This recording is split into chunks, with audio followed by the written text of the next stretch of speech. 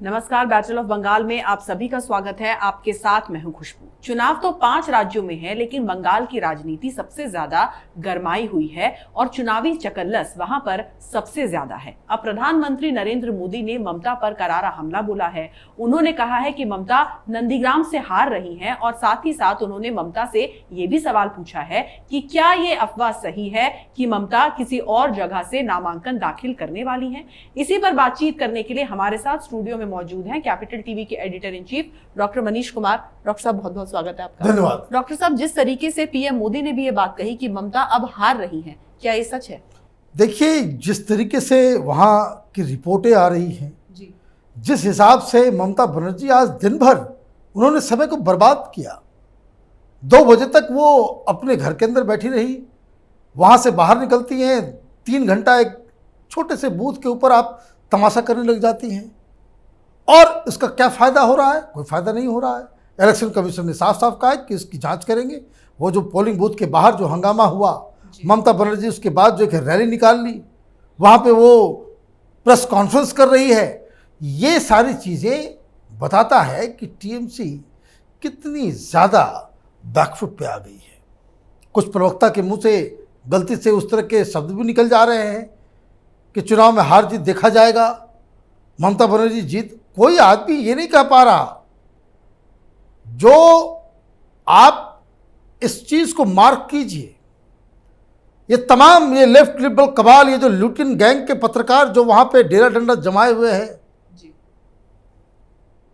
जो हमेशा बीजेपी के खिलाफ बोलते हैं, मोदी के खिलाफ बोलते हैं, उनकी रिपोर्ट्स को देखिए, उनके वेबसाइट में जाकर के उनकी स्टोरीज को पढ़िए। ये लोग जो जीवन में नींद में भी बीजेपी के लिए कुछ अच्छा शब्द नहीं बोल सकते, सपने में भी, वो लिख रहे हैं कि बहुत बड़ा मुश्किल, बहुत टफ कंपटीशन है। तो ये जब वो लोग लिख रहे हो कि टफ कंपटीशन है, मतलब समझ लीजिए खेल जो है खत्म हो गया। Mamata Banerjee is losing. और प्रधानमंत्री मोदी अगर ये बात स्टेज पे खड़े होकर के बोल रहे हैं तो उनके पास ज़रूर इनपुट होगा। उनके पास आईबी की रिपोर्ट आती है, अलग अलग एजेंसियों की रिपोर्ट आती है, और उसको देखते हुए वो इस तरह के दावे कर रहे हैं। ये दावा तो उन्होंने कभी नहीं किया। दिल्ली में भी वो प्रचार करते हैं कि भाई केजरीवाल अपनी सीट से हार रहा है। उन्होंने ये दावा नहीं किया। बिहार में चुनाव लड़ रहे थे कि भाई तेजस्वी यादव अपनी ही सीट में हार जाएगा। ये इस तरह की बातें तो वो करते नहीं है। ये कर रहे हैं तो उसके पीछे जरूर कोई दलील है, कोई लॉजिक होगी। अब इसमें एक और जो नई बात है कि जो समझने की है कि क्या ममता बनर्जी को भी लग रहा है कि वो हार रही है। उन्होंने एक बड़ा संदेश दे दिया, और जिस तरह का आज जो फुटेज आ रहा था जब वो पोलिंग बूथ के अंदर बैठी हुई थी, चेहरे से हंसी गायब है। एक जिसको कह सकते हैं ना कि हारा हुआ खिलाड़ी का जो बॉडी लैंग्वेज होता है, वो घर से निकली और वहाँ तक जो पहुँची, जिस हिसाब से एक पत्रकार वाला नज़दीक तक पहुँच गया, उसने पूछा कोई सवाल, उन्होंने कहा डोंट डिस्टर्ब मी। अब आप देखिए, अच्छा वो चैनल कोई बीजेपी समर्थक चैनल नहीं था, वो टीएमसी समर्थन में ही रहता है, वो बांग्ला चैनल है, और वो कह रही है कि भाई डोंट डिस्टर्ब मी। अब आप इस तरह के माइंडसेट के साथ आप नंदीग्राम में डेरा डंडा जमा करके बैठे हुए हैं। आज प्लान था कि पोलिंग के समय वो शाम में निकलेंगी, एक रैली करनी थी उनको कहीं और जाना था, वो भी प्रोग्राम कैंसिल किया गया। और जिस तरीके से वो डेस्परेट हो रही थी, बीजेपी के कार्यकर्ताओं को फ़ोन करके कि वापस आ जाओ, जिस तरह से हिंसा हो रही है, जिस तरह के शब्दावली का इस्तेमाल ममता बनर्जी कर रही है, तो वो तो एक जो कह सकते हैं कि जो हारा हुआ से जो स्टूडेंट का एग्ज़ाम खराब जाता है, वो घर आते सबसे पहले क्या बोलता है कि सिलेबस के बाहर आ गया। बिल्कुल, है ना। तो ममता बनर्जी भी यही कर रही थी। सीआरपीएफ वालों को बता रही कि भाई बाहरी लोग आए हुए आप देखो, भाई बाहरी आ रहे हुए थे और जो लोग कैमरा लेकर के उन लोगों के बीच थे वो वहां पे जय श्री राम कर रहे हैं। एक आदमी तो बाहरी नजर नहीं आ रहा था।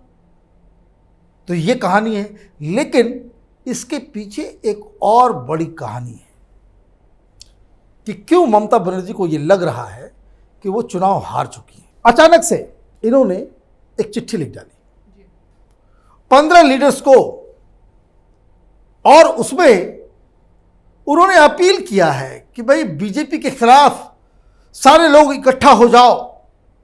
अरे आप तो बंगाल के सबसे बड़े लीडर हैं, चुनाव सिर पे है और आप चिट्ठी लिख रही हैं। किसको किसको आप चिट्ठी लिख रही हैं, जरा देखिए। आपने लिख दिया शरद पवार को, वो तो बेचारे हॉस्पिटल चले गए, आपको समर्थन दिया था लेकिन वो आ नहीं रहे। आपने चिट्ठी लिख दिया स्टालिन को, भाई बंगाल के चुनाव में स्टालिन क्या करेगा, क्या आपकी मदद करेगा। आपने चिट्ठी लिख दी अखिलेश यादव को, आया तो था चुनाव से पहले, समर्थन का वादा करके गया लेकिन प्रचार के लिए नहीं आया। क्यों नहीं आया? फिर आप चिट्ठी लिख रहे हैं तेजस्वी यादव को, उद्धव ठाकरे को, आ जाए तो फिर अब बीजेपी की कुछ सीटें बढ़ जाए। अगर वो प्रचार करने के लिए उद्धव ठाकरे पहुंच जाए तो लोग उसका चेहरा देख करके बीजेपी को वोट देना चालू कर देंगे। हेमंत सोरेन को, अरविंद केजरीवाल को, नवीन पटनायक को, जगन रेड्डी को, केएस रेड्डी को, फारूक अब्दुल्ला को, मुफ्ती महबूबा मुफ्ती को, दीपांकर भट्टाचार्य और सोनिया गांधी को। अब ये क्या है? सोनिया गांधी की पार्टी तो ममता बनर्जी के खिलाफ लड़ रही है। आप सोनिया गांधी को चिट्ठी लिख रही हैं, किस लिए? हमारी मदद करो। एक और नाम है इसमें जो लास्ट में मैंने लिया, दीपांकर भट्टाचार्य। ये कौन है? हालांकि वो जानना जरूरत नहीं है कि कौन है, लेकिन फिर भी चिट्ठी में नाम है तो जरूर कोई आदमी होंगे। ये सीपीआई एमएल के लीडर हैं, जो जानता नहीं है इनको कोई। वैसे बिहार में जो सीपीआई एमएल, ये जो लेफ्ट यूनिटी, जो नया जो वाम मोर्चा जो बना है, पहले सीपीआई सीपीएम फॉरवर्ड ब्लॉक वगैरह यही सब हुआ करते थे। अब ये सीपीआई एमएल नक्सलाइट्स, नक्सलवादी जिंदाबाद करने वाली पार्टी, दीपांकर भट्टाचार्य, उसको भी चिट्ठी लिख रही है।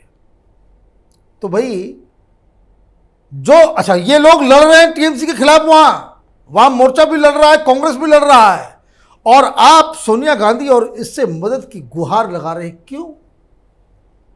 किस चीज को लेकर के? कि भाई दिक्कत हो रही है, किसी और को जीतने नहीं दिया जाएगा। दिक्कत क्या है इनकी? दिक्कत यह है कि जो खेला होवे इनके साथ ही खेला हो गया, खेला हुआ ही नहीं। इतना सीआरपीएफ आ गया, इतना सेंट्रल फोर्सेस आ गए। ये तो देखिए, पूरा तो बंगाल को इन्होंने माने गुंडागर्दी का मैदान बना दिया। जिस हिसाब से वहां हिंसा हो रही है, बाकी राज्यों में तो चुनाव हो रहे हैं। भाई बंगाल में क्या स्पेशलिटी है? हर जगह तृणमूल कांग्रेस के गुंडे। और ये जो 800 टोली जो आ गई कंपनी और इनके जो गुंडों को ढूंढ रही है, बहुत सारे तो भाग गए, अंडरग्राउंड हो गए। तो सीआरपीएफ के ऊपर हमला, और ये चिट्ठी है उसका सार यही है कि अभी हमारी मदद करो, नहीं तो सीआरपीएफ इतना लगा दिया जाएगा कि भाई तुम चुनाव जीत नहीं पाओगे। अरे भाई हर जगह चुनाव हो रहे हैं, ऐसा तो नंगा नाच कहीं और हो नहीं रहा जैसा तृणमूल कांग्रेस कर रही है। वहां लोगों को वोट देने नहीं दे रहे हैं आप। तो ये जो डिस्परेशन है, और मैं आपको एक और खबर दे दूं, इससे तो और परेशानी बढ़ेगी। ये कहीं खबर नहीं है लेकिन फिर भी हमारे पास जानकारी है कि ये 2 फेज तो हो गया। 3rd फेज के बाद तृणमूल कांग्रेस, ऐसी रिपोर्ट आ रही है कि अब हिंसा को भड़काएगी, चुनाव के बीच ही दंगा करवाएगी, कि ताकि वो ये इस बात को प्रूव कर सके भाई सेंट्रल फोर्स के रहने से बंगाल में अशांति फैल जाती है। ये सब तमाशा करेगी ये। और इसलिए ये जो रिपोर्ट आई है उससे अब इलेक्शन कमीशन भी सतर्क हो गया है। बताया जा रहा है कि थर्ड फेज में, फोर्थ फेज में एडिशनल 200 कंपनियां लगाई जाएगी। अब करो, ये जितने बार पिछले अगर आप गूगल करेंगे, यूट्यूब पे वीडियो देखिए, इलेक्शन वायलेंस इन बंगाल, ये उधर से तृणमूल गुंडे आ रहे हैं, बम मार रहे हैं, तो गोलियां चला रहे हैं। वही टेक्निक कि जो आपका इलाका है वहां सब कुछ शांति, और जहां आपके अपोनेंट का इलाका है वहां जाके बम मार दो, गोली चला दो, हिंसा भड़का दो, कि ताकि कोई आम जनता डर के मारे आए ना। और जब आप ऐसा कर दोगे, आप उसको कहते हैं कि बूथ कैप्चर कर लेना। अब आपने कैप्चर कर लिया, फिर ये अंदर घुसते हैं, वहां पे अधिकारी तृणमूल का समर्थक, वहां का लोकल पुलिस समर्थक, न सीसीटीवी न कुछ, वो धराधर छपाई चालू, बटन दबाना चालू कर देते हैं और चुनाव जीत जाया करते थे। अभी क्या हो रहा है? अभी हर जगह जो है सीआरपीएफ, सेंट्रल फोर्सेस वो नजर आ रही है। जहां पोलिंग बूथ है, पोलिंग बूथ के 100 मीटर के दायरे में बंगाल की पुलिस को एंट्री अलाउड नहीं है, बाहर रहो, बहुत तुम लोगों ने गंद मचा दिया। अब ये काम जो है सेंट्रल फोर्स को करने दो। अंदर 24/7 बिना किसी, अगर सीसीटीवी कैमरा हर जगह लगाया गया है और किसी भी बूथ के अंदर सीसीटीवी कैमरा में मैल फंक्शन हो जाएगा, काम नहीं करेगा, पोलिंग वहीं पर रोक दी जाएगी, ये आदेश दिया गया है। अब जितने भी आरोप आपको लगाने आप लगाएं, इलेक्शन कमीशन उस पूरे प्रोसीजर का वीडियो निकाल के दे देगी। अभी देखिए पहले फेज में उन्होंने क्या किया था, बवाल काट लिया, सारे लोग पहुंच गए, हंगामा हो गया, सीआरपीएफ वाले ने खैर डंडा चला करके इन लोगों को ठीक किया कि भाई हम बटन दबा रहे हैं तृणमूल और वीवीपैट से निकल रहा है कमल छाप। बताइए क्या अकल है? संविधान की कसम खाने वाले लोग, और ये कहते हैं कि भाई मोदी के आने से इंस्टीट्यूशंस खराब हो गए, इलेक्शन के प्रोसेस के ऊपर ही आप इस तरह का बवाल करते हो। इलेक्शन कमीशन हरकत में आई, पूछी भाई कौन किसको क्या दिक्कत थी, मालूम चला ये फेक है, बवाल मचा रहे हैं। क्योंकि ये सब कुछ जो हो रहा है, जो मशीन है, जो काम कर रहा है, वो तृणमूल का अंदर वहाँ पे पोलिंग एजेंट भी बैठा हुआ है। वही हरकत आज फिर इन्होंने किया कि भाई हमारे समर्थकों को अंदर आने नहीं दिया जा रहा, रोका जा रहा है, सेंट्रल फोर्स जो है वो काम नहीं कर रही है। इनका टारगेट, इनकी पूरी समस्या यही है कि फ्री एंड फेयर इलेक्शंस हो रहे हैं। जिनके पास आई कार्ड नहीं है, जिनके पास कोई, जो पहले जो छपाई का काम करते थे ये लोग, तो वो छपाई करने वाले इन लोगों की पकड़ धकड़ हो रही है। और पोलिंग बूथ के अंदर वो बिल्कुल टाइट व्यवस्था की गई है। और सिर्फ इसी वजह से कि जिस तरह से आज पोलिंग, आज जो हुआ, 2-4 जगह पे खटपट हिंसा करने की कोशिश की, लेकिन कोई मास स्केल पे हिंसा नहीं हुई। तो पहले 2 फेजेस में जिस तरह से चुनाव हुए हैं, अगर अगला 3-4 फेज इसी तरह से अगर बंगाल में चुनाव हो गए, ममता बनर्जी का तो दुकान ऐसे ही बंद हो जाएगा। ममता बनर्जी बिना इलेक्टोरल मैल प्रैक्टिस के चुनाव नहीं जीत सकती है। लोगों में इतनी नाराज़गी है। और ममता बनर्जी के खिलाफ जो बीजेपी का कैंपेन चल रहा है कि टोलाबाजी और ये और वो, और प्रधानमंत्री मोदी ने साफ सही कहा, क्योंकि ये गलती ममता बनर्जी खुद कर चुकी है कि ममता बनर्जी जब अपने पूरे 294 उम्मीदवारों की लिस्ट का नाम ले रही थी तो मुंह से उनके अनायास निकल गया कि जादवपुर का सीट के ऊपर उन्होंने एक कार्यकर्ता का नाम लिया कि भाई ये उम्मीदवार होगा, और उसमें ये भी कह दिया कि यहाँ से मैं भी लड़ सकती हूँ, यहाँ से मैं भी लड़ सकती हूँ, या ये जादवपुर या टॉलीगंज में नाम थोड़ा सा जो है वो कंफ्यूज कर रहा हूँ। तो वो तो ये काम वो खुद करे। तो इसलिए अब सवाल उठाया जा रहा है कि नंदीग्राम तो वहाँ ममता के साथ खेला हो गया, तो अब ममता बनर्जी अपनी साख बचाने के लिए क्या दूसरी सीट से लड़ेंगी? अब जैसे ही एक पब्लिक मीटिंग में उन्होंने सवाल कर दिया कि यह अफवाह है, तो मैं बहुत सारे टेलीविजन चैनल को देख रहा था, वो टीएमसी के ममता बनर्जी के प्रवक्ता बन गए कि टीएमसी के सूत्रों के हवाले से ये बताया जा रहा है कि वो दूसरी जगह पे नहीं लड़ेंगे। भाई कौन है तुम्हारा सूत्र?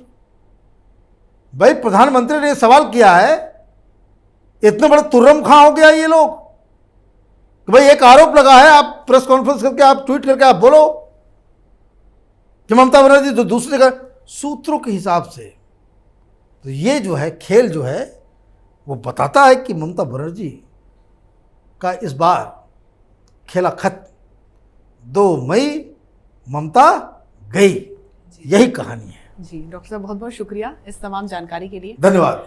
तो कहते हैं कि जब मर्ज हद से ज्यादा बढ़ जाए तो इंसान अच्छा बुरा हर नुस्खा आजमाने लगता है, और जिस तरीके से ममता बनर्जी तमाम बाहरियों के साथ साथ उद्धव ठाकरे, दीपांकर भट्टाचार्य और कांग्रेस की सोनिया गांधी को चिट्ठी लिख रही हैं, उससे ये पता चल गया है कि ममता बनर्जी को अब ये आभास हो गया है कि जो टीएमसी सरकार है वो आखिरी सांसें ले रही है। इसलिए अच्छा ये होगा कि ममता बनर्जी अब जय श्री राम कहें और 2 मई तक का जो वक्त है वो अच्छे तरीके से गुजारे। अगर आपको हमारा वीडियो अच्छा लगा तो इसे लाइक करें, शेयर करें और कैपिटल टीवी को सब्सक्राइब करें। नमस्कार।